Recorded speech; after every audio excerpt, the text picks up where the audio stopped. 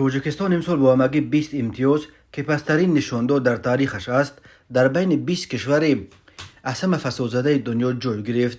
در رده‌بندی سالانه ایندکس یا شاخص فراگیری کروپسیا در سال 2023 که سازمان شفافیت بین المللی روز 30 ینور سال 2024 نشر کرد، تاجیکستان یک باره 12 زینه پایین‌تر فرآمده در بین 180 کشور در زینه خیلی پست 162 گذاشته شد. تاجیکستان در این رده‌بندی حتی از کشورهای افریقایی کنگو و اریتریا قفا مانده همراه با افغانستان و میانمار و 4 کشور دیگر قاره افریقایی قرار گرفت. سال گذشته در رده‌بندی جهانی شاخص فراگیری کروپسیا تاجیکستان با 24 امتیاز در زینه 150 قرار داشت. 20 امتیاز امساله تاجیکستان پسترین نشان داد در تاریخ این کشور به شمار رفته نظر به نشان دهنده میانه جهانی که 43 امتیاز را تشکیل می‌دهد بیش از 2 مرتبه کمتر است. از بین کشورهای منطقه نتیجه از تاجیکستان هم پستر و تنها ترکمنستان دارد که با 18 امتیاز در زینه 170 جای گرفت. قرقیزستان و روسیه هر دو 26 امتیاز داشته در زینه 114.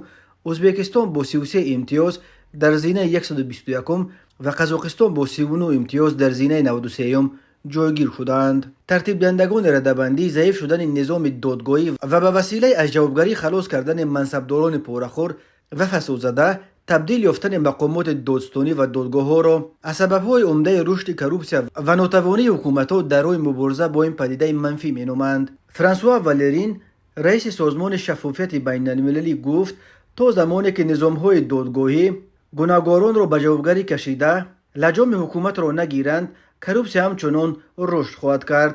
در آن جایی که دادگاه‌ها را می‌خرند و یا رهبری سیاسی به کار دادگاه‌ها دخالت می‌کند، عادتاً مردم عادی عذاب می‌کشند. رهبران دولت‌ها باید تمام تلاش را برای تامین مستقلیت نهادهایی که از قانونیت پشتیبانی کرده با کروپسیا مبارزه می‌برند روانه کنند. فرصت نقطه گذاشتن به بی‌جزایی منصبداران فسادزده فرا رسیده است. در حسابات همچنین نمونه نظام ضعیف دادگاه‌های تاجیکستان و ونزوئلا را مثال آوردند. ناظران امور چنین هفته به شدت و در بین 20 کشورهای اعظم فسادزده دنیا جای گرفتن تاجیکستان را و نتیجه وضع برهانی مبارزه با کروپسیا در این کشور می‌شمارند.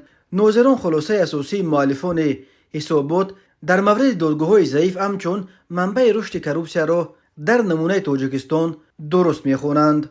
یک کارشناس تاجیک سالها باز مسائل مبارزه با فساد را در تاجیکستان تحقیق می‌کند روز 31 ینور سال 2024 به پایگاه خبری بامداد گفت شما در این اواخر یگان بار شنیدید که یگان منصبدار با پوره به دست افتاده در تاجیکستان زندانی کرده باشند. قریب نیست. حتی وزیر صادرات شفقت بابازاده را 68,000 سومری جریمه بسته جواب دادند. حالا هم که فقط یک پاره گرفته او 300,000 دلار بود. سردار ریاست معارف نویه رودکی هم که پیش راننده عادی بود با کدام راه این وظیفه را به دست آورد و در بین همگی 3 ماه کار تمام مدیران 68 مکتب نویه را دولیا بست. نیز با پرداخت جریمه خلاص خورد و به آزادی برآمد. در تاجیکستان به جای ماده 319 گرفتن پوره با ماده سبکتر 247 قلوبی کاربست کردن پرونده های پورخوری الکی به یک امر رویش تبدیل یافته و تا به حکم عنعنه در آمده است. ماده 247 به منصبداران پورخور امکان میدهد که با یگان جریمه حتی از حجم پوره گرفتهشان 10 مرتبه کمتر از حکم زندان خلاص شوند. یک ادوکات تاجیک که به شرط نبردن نامش صحبت کرد به عملی اگنتی مبارزه با کروپسیا و دیگر مقامات حفظ حقوق را یک عامل دیگر رشد فساد در تاجیکستان می‌شمارد. در گذشته مقامات تاجیکستان کروپسیا را یک مشکل جدی می‌شماریدند که بر رشد کشور و حتی به امنیت ملیش تهدید می‌کند. با مقصد مبارزه با این وبا در تاجیکستان سال 2007 اگنتی نظارت دولتی مالیوی و مبارزه با کروپسیا تأسیس داده شد. حالا سر و صداهای برخاستند که این اگنتی را برهم داده نیاد نو با نام کمیته تفتیشات تأسیس خواهند داد که هم صلاحیت‌های این اگنتی و هم صلاحیت‌های مربوط به تفتیش پرونده ها را از داستانی کل باید به خود بگیرد.